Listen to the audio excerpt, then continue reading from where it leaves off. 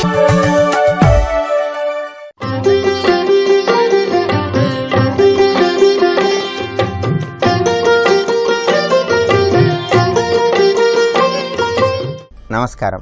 ప్రేక్షకులందరికీ శుభోదయం. ఈనాటి శుభయోగం శీర్షికన జ్యేష్ఠ బహుళ ద్వాదశి తిథి సందర్భంగా ఎటువంటి విధి విధానాలను పాటించాలో, తద్వారా ఎలాంటి ప్రయోజనాలు సిద్ధింపజేసుకోవచ్చో పరిశీలిద్దాం. జ్యేష్ఠ మాసంలో వచ్చే బహుళ ద్వాదశి తిథిని వాసుదేవ ద్వాదశి అనే పేరుతో పిలుస్తారు. ఈరోజు శ్రీకృష్ణ పరమాత్మను ప్రత్యేకమైన విధి విధానాలతో పూజించటం ద్వారా వాసుదేవ అనేటటువంటి కృష్ణనామాన్ని మనస్ఫూర్తిగా స్మరించుకోవటం ద్వారా శ్రీకృష్ణ పరమాత్మ అనుగ్రహానికి పాత్రులై ఉద్యోగ రంగంలో, వ్యాపార రంగంలో విశేషమైన సత్ఫలితాలను అందిపుచ్చుకోవచ్చు. అలాగే ఈరోజు గోపద్మవ్రతాన్ని ఆచరించడం ద్వారా కూడా చక్కటి శుభ ఫలితాలను సిద్ధింపజేసుకోవచ్చు.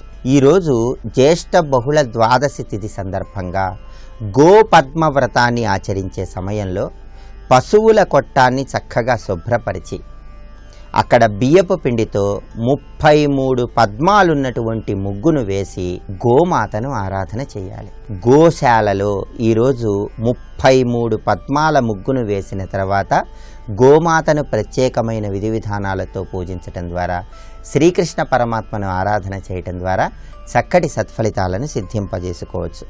ఈరోజు గోమాత తోకకి చక్కగా పసుపు కుంకుమలు అలంకరించి, గోమాతకు బొట్లు పెట్టి, గోమాతకు కర్పూర హారతి ఇచ్చి, గోమాతకు గ్రాసాన్ని ఆహారంగా తినిపించాలి. ప్రత్యేకంగా ఉద్యోగపరమైనటువంటి సమస్యలు ఉన్న వాళ్ళు ఎవరైనా సరే ఈరోజు గోమాతకు తోటకూర, బెల్లం ఆహారంగా తినిపించి ప్రదక్షిణలు చేసినట్లయితే ఉద్యోగ ప్రయత్నాలలో విజయాలను అందిపుచ్చుకోవచ్చు. స్థిరమైన జీవనోపాధిని పొందటానికి, అనుకున్న ఉద్యోగం సిద్ధించడానికి గోమాతకి ఈరోజు తోటకూర, బెల్లం ఆహారంగా తినిపించాలి. అలాగే దోసకాయ ముక్కలు గోమాతకు ఆహారంగా తినిపించినట్లయితే మానసిక అశాంతిని తొలగింపజేసుకుని ప్రశాంతతను సిద్ధింపజేసుకోవచ్చు. వీలైతే ఈరోజు గోమాతను పూజించే సమయంలో అరటి పండు గోమాతకు ఆహారంగా తినిపించినట్లయితే సకల కష్టాలను తొలగింపజేసుకుని గోవు అనుగ్రహానికి సులభంగా పాత్రలు కావచ్చు. అలాగే ఈరోజు గోమాతను పూజించి గోమాత చుట్టూ ప్రదక్షిణలు చేసే సమయంలో ఓం సురభ్యై నమః అనేటటువంటి మంత్రాన్ని మనస్ఫూర్తిగా 11 సార్లు జపించుకోండి. అలా చేస్తే విశేషమైన శుభ ఫలితాలు కలుగుతాయి. అలాగే ఈరోజు గృహంలో శ్రీకృష్ణ పరమాత్మ చిత్రపటానికి నీలం రంగు పుష్పాలతో, పసుపచ్చటి పుష్పాలతో శ్రీకృష్ణ పరమాత్మను ఆరాధన చేయండి. శ్రీకృష్ణ పరమాత్మ చిత్రపటం దగ్గర వెండి ప్రమిదల్లో 5 ఒత్తులు వేసి ఆవు నెయ్యి పోసి దీపారాధన చేయండి. అలాగే శ్రీకృష్ణ పరమాత్మకు ప్రీతిపాత్రమైన విధంగా ఓం కృష్ణాయ గోవిందాయ గోపీజన వల్లభాయ నమః అనేటటువంటి మంత్రాన్ని స్మరిస్తూ శ్రీకృష్ణ పరమాత్మను పూజించండి. పసుపు కలిపిన అక్షింతలతో, పసుపచ్చటి చామంతి పూలతో, వీలైతే నీలం రంగు పుష్పాలతో శ్రీకృష్ణ పరమాత్మను పూజిస్తూ ఓం కృష్ణాయ గోవిందాయ గోపీజన వల్లభాయ నమః అనేటటువంటి మంత్రాన్ని ఈరోజు మనస్ఫూర్తిగా ఎవరైతే స్మరించుకుంటారో వాళ్ళు కృష్ణ పరమాత్మ అనుగ్రహానికి పాత్రులై ఉద్యోగ రంగంలో, వ్యాపార రంగంలో విశేషమైనటువంటి శుభ ఫలితాలను సిద్ధింపజేసుకోవచ్చు. అలాగే శ్రీకృష్ణ పరమాత్మ ప్రీతి కోసం వెన్నతో తయారు చేయబడినటువంటి పదార్థాలను స్వామివారికి నివేదించి వాటిని ప్రసాదంగా స్వీకరించి అందరికీ పంచిపెట్టండి. ఇలా చేస్తే ఉత్తమమైనటువంటి ఫలితాలు కలుగుతాయి. అలాగే ఈరోజు వీలైతే కృష్ణ పరమాత్మ ఆలయానికి వెళ్ళి స్వామివారిని దర్శనం చేసుకోవటం, శ్రీకృష్ణ పరమాత్మ ఆలయ ప్రాంగణంలో ఒక దీపాన్ని వెలిగించటం, కృష్ణ పరమాత్మ ఆలయంలో ప్రదక్షిణలు చేయటం ద్వారా కూడా బుధగ్రహ దోష తీవ్రతను తగ్గింపజేసుకుని వ్యాపార రంగంలో, ఉద్యోగ రంగంలో, విద్యా రంగంలో విశేషమైనటువంటి పురోభివృద్ధిని సాధించడానికి ఆస్కారం ఎంతగానో ఉంది. అందువల్ల ప్రతి ఒక్కరూ ఈరోజు గోమాతను ఆరాధన చేయండి, శ్రీకృష్ణ పరమాత్మను పూజించండి, వాసుదేవ అనేటటువంటి నామాన్ని మనస్ఫూర్తిగా జపించి చక్కటి సత్ఫలితాలను సిద్ధింపజేసుకోండి.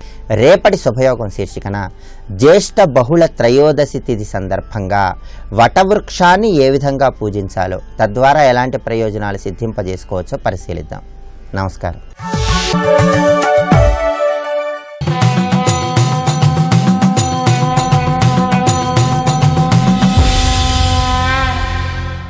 శతక సాహితీ సరస్వతికి నమస్కారం.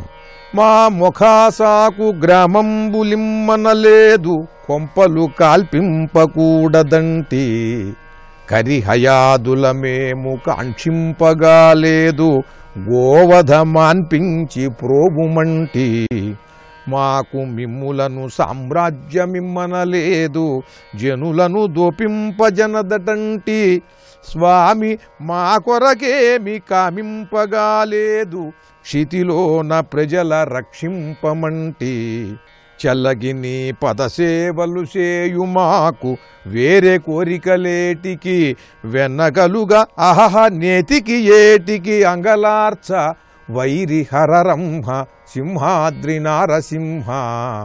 ఓ నరసింహస్వామి, మా ముఖాసాకు గ్రామంబులిమ్మనలేదు కొంపలు కాల్పింపకూడదంటి.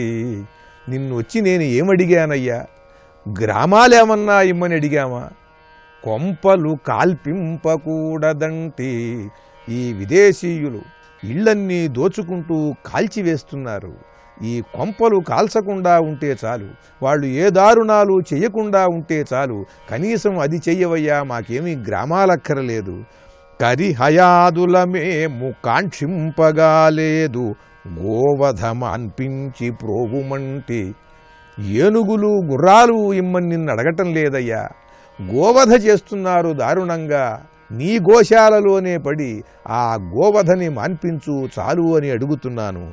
మాకు మిమ్ములను సామ్రాజ్యమిమ్మనలేదు జనులను దోపింపజనదటంటి. ఏ రాజ్యాలు నాకు అక్కర్లేదయ్యా. ఈ ఆంధ్ర రాజ్యంలో ఈ యవనులు వచ్చి దాడులు చేసి అందరినీ దోచుకుంటున్నారు. ఆ దోపిడీలు ఆపు చాలు. స్వామి మా కొరకేమి కామింపగాలేదు క్షితిలోన ప్రజల రక్షింపమంటి. నా కోసం నేనేమీ అడగటం లేదయ్యా, ఈ భూమిపైన ఉన్నటువంటి ప్రజలను రక్షించు. నిన్ను నమ్ముకుని నీ ఆలయం చుట్టూ ఉన్నటువంటి ఈ గ్రామాల్లో ప్రజల్ని నువ్వు రక్షించవయ్యా కనీసం. చెలగిని పదసేవలు చేయుమాకు వేరే కోరికలేటికి. నీ పాదసేవ చేసుకుంటూ పరమానందం అనుభవిస్తున్నటువంటి వాళ్ళమయ్యా. మాకు ఇవాళ ఇటువంటి గతి వచ్చింది, ఇటువంటి కర్మ పట్టింది. నువ్వేమో మౌనంగా ఉన్నావు. నీ లేలో మహిమో ఏమిటో తెలియటం లేదు. వెన్నగలుగా అహహ నేతికి ఏటికి అంగలార్చ. చేతిలో వెన్నముద్దున్నవాడు నెయ్యి కోసం ఇంకొకరి దగ్గరికి ఎందుకు ఎడతాడయ్యా? నాకు నీ పదసేవా భాగ్యం చాలు. నువ్వు మాత్రం నీ భక్తుల్ని రక్షించు. నా కోసం నేను ఏమీ అడగటం లేదు. ఈ రాజ్యాన్ని రక్షించు, సంస్కృతిని రక్షించు, సాంప్రదాయాన్ని రక్షించు అంటూ ఈ సంప్రదాయవాదులను రక్షించవయ్యా, గోవులను రక్షించు అంటూ 1750 ప్రాంతంలో సింహాచల దేవాలయాన్ని, ఆ దేవాలయాన్ని నమ్ముకున్న భక్తులను, శాస్త్ర పండితులను, వేద పండితులను దారుణంగా హింసిస్తూ విదేశీయులు చేసినటువంటి దాడులను, ఆ దేవాలయాన్ని ధ్వంసం చేసినటువంటి విధానాలను ఎండగడుతూ, బాధపడుతూ, మండిపడుతూ ఆ నరసింహస్వామికి నివేదిస్తూ ఆనాటి చరిత్రని కళ్లకు కట్టినట్టుగా చక్కని పద్యాలలో నిక్షిప్తం చేసి అద్భుతమైన శతకాన్ని మనకు అందించిన శ్రీ గోగులపాటి కూర్మనాథ కవి రచించిన సింహాచల నరసింహ శతకంలోని కొన్ని పద్యాలను గురించి తెలుసుకున్నాం. రేపు మరి ఒక శతకం గురించి తెలుసుకుందాం. ఓం నరసింహాయ నమః.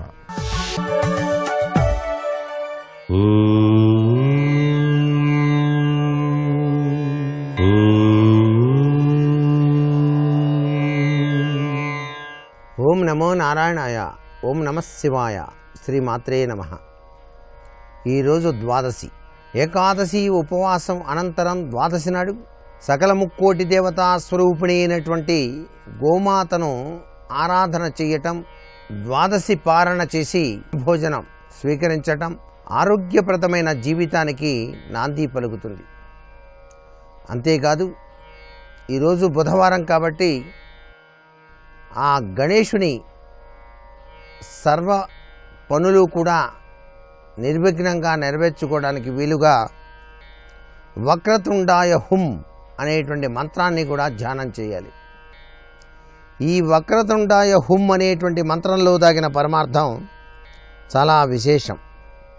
బ్రహ్మదేవుడు తాను చేసేటువంటి సృష్టి కార్యక్రమంలో ఎన్నో విఘ్నాలు ఏర్పడినప్పుడు ఆయన విఘ్నేశ్వర స్వామివారిని ఈ విధంగా జపం చేశాడు. అందుచేత నిర్విఘ్నంగా అన్ని కార్యాలు కొనసాగాయి అని. ఇదే మంత్రాన్ని మనం కూడా ధ్యానం గనక చేసినట్లయితే వక్రతుండాయ హుమ్ అని విఘ్నాలు కలగకుండా అన్ని కార్యాల్లో జయం కలుగుతుంది అని చెప్పేసి శాస్త్రం. సాక్షాత్తు కార్తికేయుడు కూడా ఈ మంత్రాన్ని జపించడం చేతనే తారకాసుని వధించాడు అని చెప్పేసి శాస్త్రం. కార్తికేయుడు అంటే సుబ్రహ్మణ్యేశ్వర స్వామి. అంత విశిష్టవంతమైనటువంటి తత్వాన్ని ప్రసాదించేటువంటి ఈ యొక్క ప్రభావాల్ని మానవాళి సద్వినియోగం చేసుకోవడానికి వీలుగా మనకు సనాతన సంస్కృతి సంప్రదాయం మహర్షులు అందించడం జరిగింది. ఈ యొక్క వక్రతుండాయ హుమ్ అనేటువంటి మంత్రంలో దాగిన పరమార్థాన్ని ప్రతి ఒక్కరూ అర్థం చేసుకొని ప్రతినిత్యం కూడా ధ్యానం చేయటం వలన సర్వవిధ కార్యములు కూడాను నెరవేరి తీరతాయి అని చెప్పేసి శాస్త్రం. సర్వే జనా సుఖినో భవంతు.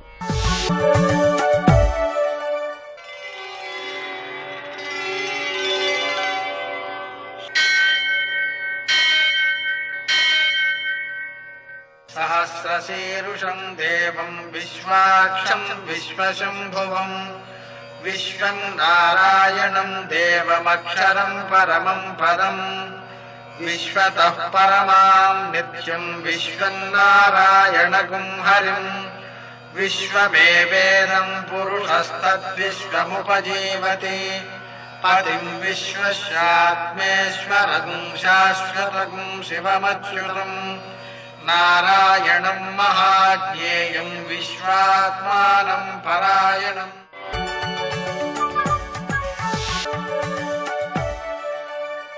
సూర్యశౌర్యమథేందురింద్రపదవీ సన్మంగళం మంగళం. ఆపదామపహర్తారం దాతారం సర్వసంపదాం లోకాభిరామం శ్రీరామం మోక్షదంతం నమామ్యహం. నేటి కాలమాన విశేషాలను గమనిద్దాం. స్వస్తి శ్రీ చాంద్రమాన హేమలంబ నామ సంవత్సరం ఉత్తరాయణం గ్రీష్మ ఋతువు జ్యేష్ఠమాసం కృష్ణపక్షం బుధవారం. సూర్యోదయం 5:46 సూర్యాస్తమయం 6:49. తిథి ద్వాదశి రాత్రి 7:10 వరకు. నక్షత్రం భరణి మధ్యాహ్నం 1:22 వరకు. వర్జం రాత్రి 12:02 నుంచి 1:28 వరకు. దుర్ముహూర్తం మధ్యాహ్నం 11:51 నుంచి 12:44 వరకు. అమృతకాలం ఉదయం 9:01 నుంచి 10:28 వరకు. రాహుకాలం బుధవారం కాబట్టి మధ్యాహ్నం 12 నుంచి 1:30 వరకు. అష్టకవర్గరీత్యా శుభప్రదమైన సమయం మధ్యాహ్నం 1:40. నేటి విశేషం కర్కాటక అయనం అంటే అయన ప్రయుక్తమైన సాయన కర్కాటక సంక్రమణ పుణ్యకాలం అన్నమాట. దీన్నే దక్షిణాయన పుణ్యకాలం అని కూడా అంటారు. సాయన కర్కటక రాశిలో సూర్యుడు ప్రవేశిస్తున్నాడు. ఆ కారణంగా సూర్యోదయం ప్రారంభించి ఉదయం 9:54 వరకు ఆ దక్షిణాయన ప్రయుక్తమైనటువంటి సంక్రాంతి పుణ్యకాలం ఉంటుంది. అయితే మనకు రాశి సంక్రాంతి అనేటువంటిది వేరుగా మళ్ళీ వస్తుంది జూలై 14 ప్రాంతంలో. అయితే దృగ్గణిత రీత్యా అంటే కనులకు కనిపించే సిద్ధాంతము అని దాని అర్థం. అలా దాని ప్రకారం మనం ప్రత్యక్షంగా కూడా దాన్ని పరీక్షించుకోవచ్చు అన్నమాట ఆకాశంలో. అటువంటి ఆ సిద్ధాంత రీత్యా కర్కాటక సంక్రాంతి అవుతుంది ఇది. అందువలన దక్షిణాయన ప్రారంభం ఇది అవుతుందన్నమాట. ఈ అయన ప్రయుక్తంగా మనం ఏం చేయాలి అంటే పితృదేవతారాధన చేయాలి, దానాలు చేయాలి. అలాగే పెరుగు దానం చేయడం కూడా చాలా మంచిది. మనకు ఏ ఏ వస్తువులను దానం చేసినందువలన ఎటువంటి సత్ఫలితాలు వస్తాయి అంటే నువ్వులు దానం చేసామనుకోండి ఆయుర్దాయం పెరుగుతుంది. ఆహార పదార్థాలను దానం చేసామనుకోండి మనకు ఆహార సౌఖ్యం లభిస్తుంది. ఎందువల్లంటే మనకు తిండి ఉన్నా తినడానికి కావలసినటువంటి ఆరోగ్యం ఉండకపోతే ఏం చేయగలుగుతాం? ఏం చేయలేం కదా. అందుకనే శంకరాచార్యుల వారు అంటారు ఏమని, నిత్యాన్నదాన నిరదాఖిల రోగహారిన్, నిత్యము అన్నదానం చేసేటువంటి వారి యొక్క అన్ని రోగాలని హరించేటువంటి భగవంతుడు అంటారు. ద్వాదశి ప్రయుక్తంగా మనం పారణ కూడా చేయాలి. పారణ చేసే ముందు విష్ణుమూర్తిని తులసి దళాలతో పూజ చేసుకోవాలి. తులసి దళాలు ఈ రోజు కోసినవి పనికిరాదు, అంత క్రితం రోజు వరకు కోసినవి పనికొస్తాయన్నమాట. ఆ విధంగా వాటితో పూజ చేయడంతో పాటుగా మనం చేయాల్సినటువంటి మరో ముఖ్యమైనటువంటి కార్యక్రమం కూడా ఉంది. ఏమిటది అంటే విష్ణు సహస్రనామ స్తోత్ర పారాయణ. ఆ పారాయణ చేయడానికి అవకాశం లేకపోయినట్లయితే శ్రీరామ రామ రామ ఆ మంత్రాన్ని ఎక్కువసార్లు జపించుకోవడం. ఇలా మనం పుణ్యప్రదమైనటువంటి సమయాన్ని పుణ్యం కోసం వెచ్చించాలి. నేటి ఆణిమత్యాలు.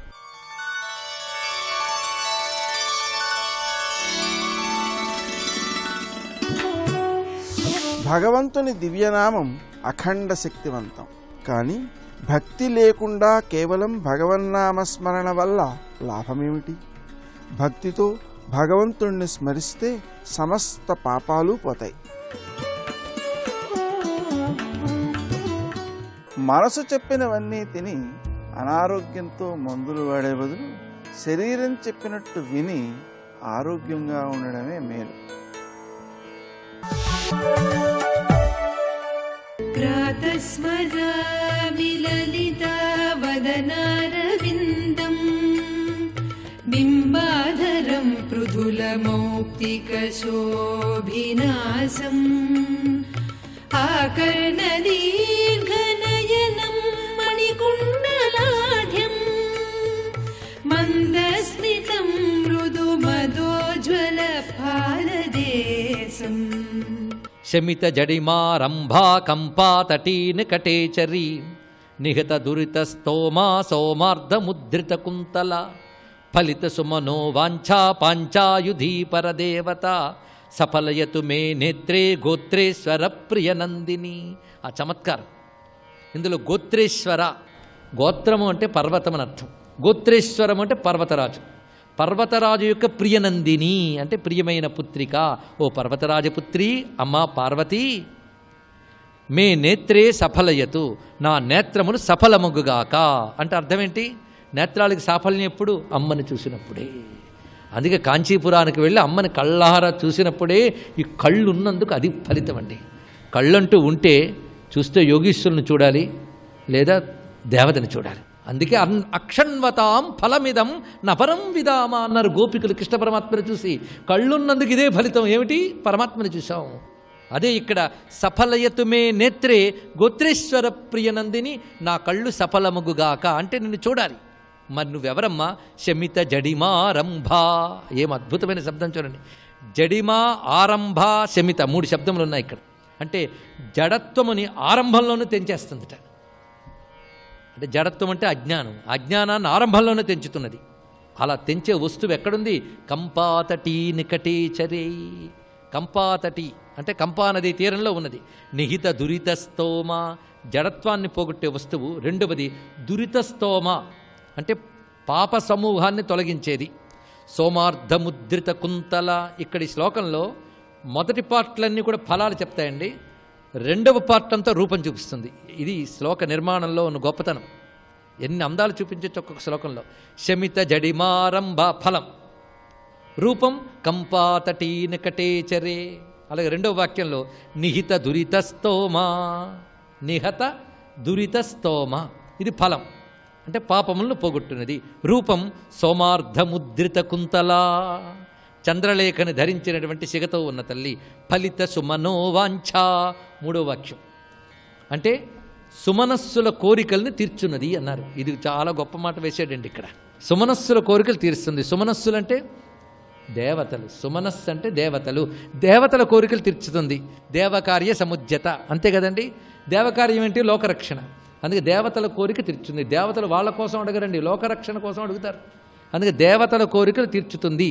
అయితే దేవతలకు ఎన్నో పదాలు ఉన్నాయి కదా, సుమనస్సులని ఎందుకు వాడారు అంటే దేవతలు ఎప్పుడూ పాజిటివ్ థింకింగ్ ఉంటుందండి వాళ్ళకి. వాళ్ళకి ఎప్పుడు మంచి ఆలోచన ఉంటుంది కనుక దేవతలకు సుమనస్సులని పేరు. వాళ్ళు ఎప్పుడు లోక కళ్యాణమే వాళ్ళు ఆలోచిస్తారు, స్వార్థ చింతన ఉండదు. వాళ్ళకి ఎన్ని శక్తులు వచ్చినా అది లోకరక్షణకి వినియోగిస్తారు. అందుకు వాళ్ళ పేరు సుమనస్సులు. అందుకు ఆ శబ్దం వాడారు. అందుకే దేవతల కోరిక తీర్చుతుంది. ఇంకొక అర్థం సుమనస్సు కలవారి వాంఛలు తీర్చుతుంది. అంటే అమ్మని కోరిక అడిగే ముందు మంచి మనస్సుతో మంచి కోరిక అడిగితే తప్పకుండా తీర్చుతుందని భావం ఇందులో ఉన్నది. అది ఫలం. అందుకు ఫలిత సుమనోవాంఛ ఇది ఫలం కదా. పాంచాయుధి పరదేవత, 5 ఆయుధాలు ధరించిన దేవత అన్నారు. పాంచాయుధి పరదేవత. పాంచాయుధి అంటే 5 పువ్వుల బాణములు పట్టుకున్న తల్లి అని అర్థం అనమాట. ఇప్పుడు కంపాతటీ నికటేచరే సోమార్ధముద్రిత కుంతల పాంచాయుధి పరదేవత గోత్రేశ్వర ప్రియనందిని 4 కలిపితే అమ్మవారి రూపం. అలాంటి అమ్మవారిని ఆశ్రయిస్తే 4 ఫలితాలు. శమిత జడిమారంభ నిహిత దురిత స్తోమ ఫలిత సుమనోవాంఛ సఫలయతు మేనేత్రే. ఫలాలు 4 చూపించాడు ఇక్కడ. అలాంటి అమ్మను ఆశ్రయిస్తే మనకు జడత్వాన్ని పోగొట్టి పాపాలని తొలగించి మంచి మనస్సు యొక్క మంచి కోరికల్ని నెరవేర్చి నేత్రములకు సాఫల్యమిస్తున్నది, అనగా జ్ఞాన దృష్టిని ప్రసాదిస్తున్నది అనే విషయాన్ని ఎంత అద్భుతంగా ప్రస్తావన చేసి తర్వాత మరొక శ్లోకంలోకి ప్రవేశిస్తున్నాం. ఇది 57వ శ్లోకం. అహంతాఖ్యామత్కం కబలయతి యాహంత హరిణి హఠాత్ సంవిద్రూపం హరమహిషి సస్యాంకురమసౌ కటాక్ష వ్యాక్షేప ప్రకట హరిపాషాణ పటలై ఇమాముచ్చైరుచ్చాటయ ఝటితి కామాక్షి కృపయా. ఇదొక అత్యద్భుతమైన శ్లోకం. ఇది ఎందుకు చెప్తున్నామో చూడండి. అమ్మవారిని ఇందులో ఎలా వర్ణించారంటే, పొలాల్లో కాపు కాసేటటువంటి రైతు పడుచు ఎలా ఉంటుందో అలా ఉంది అమ్మవారి ఇక్కడ. స్వస్తి. నమో ఆంజనేయం నమో దివ్యకాయం నమో వాయుపుత్రం నమో సూర్యమిత్రం నమో నిఖిల రక్షాకరం రుద్రరూపం నమో మారుతిం రామదూతం నమామి. విశ్వకర్మ నిర్మించినటువంటి లంకాపట్టణం రావణుడికి ఎలా వచ్చింది అంటే దీనికి ఒక పెద్ద విశేషం ఉంది. చతుర్ముఖ బ్రహ్మగారు ఒకప్పుడు మానసపుత్రుణ్ణి ఒకడిని సృజించాడు. ఆయన పేరు పులస్త్య బ్రహ్మ. పులస్త్య బ్రహ్మని సృష్టించి నువ్వు ప్రజోత్పత్తిని చేయమన్నారు. ఆ పులస్త్య బ్రహ్మ పరమ నియమాలతో ధర్మ పరిపాలన చేస్తూ ఎప్పుడూ స్వాధ్యాయం చేస్తూ యజ్ఞయాగాది క్రతువులు చేస్తూ వెడుతున్నటువంటి అగ్నిహోత్రమా అన్నట్టుగా ఉండేవాడు. ఆయనకి కించిత్ కూడా లౌకిక విషయాల మీద అనురక్తి ఉండేది కాదు. ఆయన మేరుపర్వతం యొక్క పార్శ్వమునందు తృణబిందు ఆశ్రమంలో ఉండి ఎప్పుడూ స్వాధ్యాయం చేసి వేదం చదువుతూ యజ్ఞయాగాది క్రతువులు చేస్తూ ధార్మికమైన జీవనం చేస్తూ ఉండేవాడు. కానీ అది ప్రకృతిపరంగా అందములకు ఆటపట్టు. అందుకని అక్కడికి రాజర్షికాంతలు, దేవకాంతలు, పితృకాంతలు, గంధర్వకాంతలు, యక్షకాంతలు వివిధ వాద్య విశేషాల్ని పట్టుకుని అక్కడికి వచ్చి వాద్యములు మ్రోగిస్తూ పాటలు పాడుతూ నృత్యాలు చేస్తూ ఉండేవారు. మహర్షికి వాళ్ళని చూడడం అనురక్తి కాదు. కానీ వాళ్ళు ఇవన్నీ పాడుతుంటే ఆయన జ్ఞానేంద్రియములలోకి వెళ్ళి ఆయన నియమానికి, ఆయన ఏకాగ్రతకి భంగం కలగడానికి అవకాశం ఇచ్చేవి. అందుకని మీరిక్కడికి రావద్దంటే ఏ నియమం పెట్టాపాలి? ఆయన ఒక విచిత్రమైన ఊహ చేశాడు. ఒక్కొక్క ప్రదేశం ఒక్కొక్కళ్ళకి ఇష్టం ఉంటుంది. అలా ఒక్కొక్క చోటికి కేవలం కన్యకామణులు వస్తుంటారు. పూర్వకాలం అందరూ వచ్చేవారు కాదు. అది కేవలం ప్రమదావనము అని స్త్రీలు మాత్రమే సంచరించేవారు. ఏదో వాద్యములు మ్రోగిస్తూ పాటలు పాడుతూ వాళ్ళు తిరుగుతూ ఉండేవారు. ఇంతమంది ఆడపిల్లలు రాకుండా చెయ్యాలంటే వాళ్ళు భయపడాలి రావడానికి.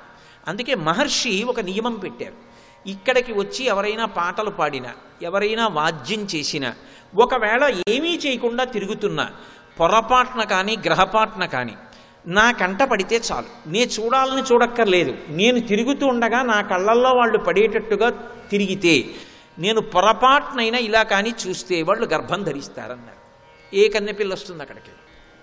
ఎవ్వరూ రావడం మానేశారు. ఇది తెలియదు పాపం తృణబిందు రాజర్షి యొక్క కుమార్తెకి. ఆమెకి నియమం తెలియక పూర్వం తన చెలికెత్తెలు వచ్చేవారు. ఆవిడెటో వెళ్ళింది పాపం విహారయాత్ర కొన్నాళ్ళు. అక్కడికి వస్తారు కదా, అందరినీ కలుసుకుందామని ఆవిడ వచ్చింది. ఆ రోజు సాయంకాలం ఎవరూ కనపడలేదు. ఇదేమిటి ఎవ్వరూ కనపట్టలేదు, ఇక్కడికి వస్తారు కదా చెలికెత్తెలందరూ అని ఆమె తిరుగుతోంది. తిరుగుతూ మహర్షి ఆశ్రమ ప్రాంగణం దగ్గరికి వచ్చింది. వచ్చేటప్పటికి ఆయన స్వాధ్యాయం చేస్తున్నాడు. అంటే స్వరంతో మంత్రాలన్నింటినీ కూడా ఆమ్నాయం చేస్తూ తలెత్తి చూశాడు. ఆయన కళ్ళల్లో ఆవిడ పడింది. ఆమె ఆయన్నేం పలకరించలేదు, స్వాధ్యాయం చేసుకుంటున్నాడని పరమగౌరవంతో నమస్కారం చేసి ఇంటికి వెళ్ళిపోయింది. ఇంటికి వెళ్ళిపోగానే ఆమెకి గర్భచిహ్నములు కనబడ్డాయి. ఆమె తత్తరపడింది. తండ్రి నిలదీసి అడిగాడు, అకస్మాత్తుగా ఈ పరిణామం ఎందుకు సంభవించింది, నీ ఎందు గర్భచిహ్నములు ఎందుకు గోచరిస్తున్నాయని అడిగాడు. తండ్రి, నేను ఏ దోషం చేయలేదు, అందరినీ కలుసుకోవడం కోసమని చెప్పి నేను అదిగో పులస్త్య బ్రహ్మ ఆశ్రమానికి వెళ్ళాను. ఏమో తెలియదు, ఎవ్వరూ రాలేదు, నేను ఒక్కదాన్నే వెళ్ళాను. ఇవాళ మహర్షి నా వంక చూశారు, అప్పటి నుంచి నాలో ఈ మార్పు సంభవించిందని చెప్పింది. తృణబిందు ధ్యానంలోకి వెళ్ళి చూశారు. అదొక దృష్టి. కన్ను విప్పితే చూడడం మనందరికీ అలవాటు, కళ్ళు మూసుకుంటే జరిగిపోయింది చూడడం వాళ్ళ శక్తి. కాబట్టి ఇప్పుడు తృణబిందు కళ్ళు మూసుకుని ధ్యానం చేశాడు. ఆయనకు అర్థమైంది ఇది పులస్త్య బ్రహ్మ యొక్క శాపం. ఆ శాపానికి నా కూతురు పాత్రురాలైంది ఇవాళ, అందుకే గర్భచిహ్నములు గోచరిస్తున్నాయని కుమార్తెని వెంట పెట్టుకుని వెళ్ళాడు. ఈమె పరమయోగ్యురాలు, ఏ దోషం చేయలేదు, తెలియక వచ్చింది, నువ్వు ఇటువంటి కట్టడి చేశావని తెలియదు. ఈమె ఎందు గర్భచిహ్నములు గోచరిస్తున్నాయి, నీకు వివాహం కాలేదు, ఈమెని ధర్మపత్నిగా స్వీకరించు, నీకు అన్ని విధాలా యోగ్యమైనది. ఆయన కళ్ళు మూసుకుని ధ్యానం చేశాడు. నాకు అన్ని విధాలా తగిన పిల్ల, తెలిసో తెలియకో నా కళ్ళల్లో పడింది, ఆ కారణం చేత గర్భం ధరించిందని ఆమెను పాణిగ్రహణం చేశాడు. పాణిగ్రహణం చేసి ఆమె ఎందు కుమారుణ్ణి కన్నాడు. ఆయనకి విశ్రవసో బ్రహ్మ అని పేరు పెట్టాడు. ఎందుకని అంటే వేదం చదువుతున్నప్పుడు నువ్వు వచ్చి విని నా చూపులో పడితే పుట్టిన పిల్లవాడు కాబట్టి విశ్రవసో బ్రహ్మ అని పేరు పెట్టానన్నాడు. అందుకే పేరు ఎవరు పెట్టాలి అంటే ఇంట్లో ఉన్న పెద్దవారు పెట్టాలి, తాతగారిది అధికారం. సర్వం శ్రీ ఉమామహేశ్వర పరబ్రహ్మార్పణమస్తు. స్వస్తి.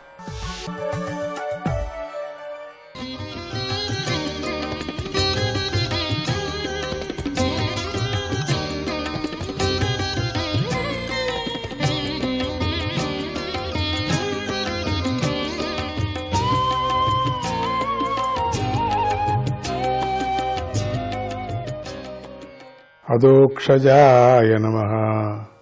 పరీక్షిత్ రాజు శుకమహర్షితో, మునీంద్ర, భగవంతుడైన ఆ శ్రీరాముడు తన అంశలే అయిన తన సోదరులతో ఎలా వ్యవహరించాడు, ఆ సోదరులు ప్రజలు కూడా ఆయన పట్ల ఎలా నడుచుకున్నారు అని ప్రశ్నించాడు. ఆ ప్రశ్నకు శుకమహర్షి ఇలా సమాధానాన్ని చెప్పాడు.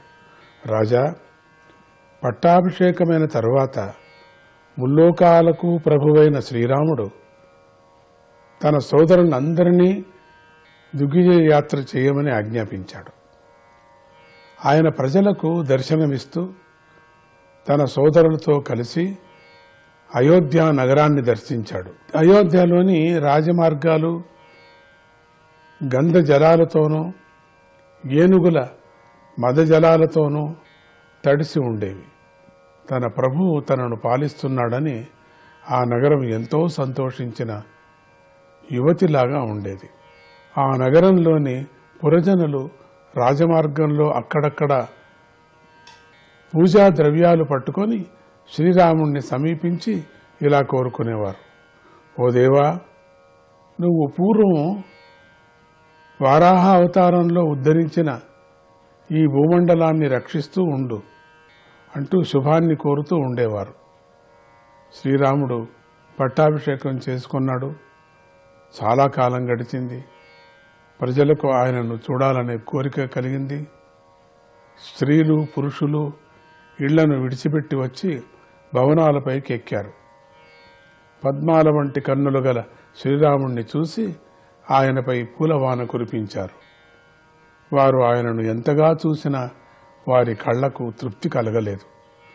శ్రీరాముడు తన భవనంలోకి ప్రవేశించాడు. ఆ భవనాన్ని తన పెద్దలైన మహారాజులందరూ ఆశ్రయించారు. ఆ భవనానికి హద్దులు లేవు. అప్పుడు శ్రీరాముడు ఆత్మారాములు అయిన మహాత్ములకు ప్రియమైనవాడు. ప్రేమమూర్తి అయిన సీతాదేవి తన ప్రవర్తనతో శ్రీరాముడికి ఆహ్లాదాన్ని కలిగిస్తూ ఉండేది. శ్రీరాముడు సీతాదేవితో కలిసి ఆ భవనంలో విహరిస్తూ ఉండేవాడు.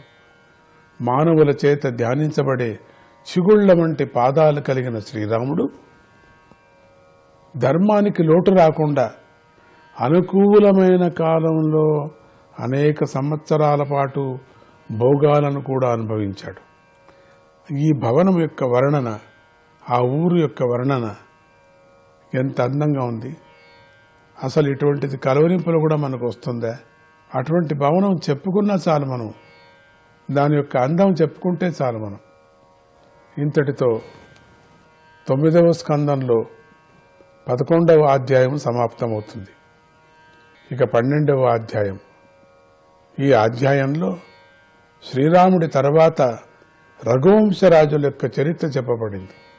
శ్రీ సుఖమహర్షి ఇలా చెప్పసాగాడు. కుశుడికి అతిథి జన్మించాడు. అతిథికి నిషధుడు, అతడికి నభుడు, నభుడికి పుండరీకుడు, అతడికి క్షేమధ్వనుడు జన్మించారు.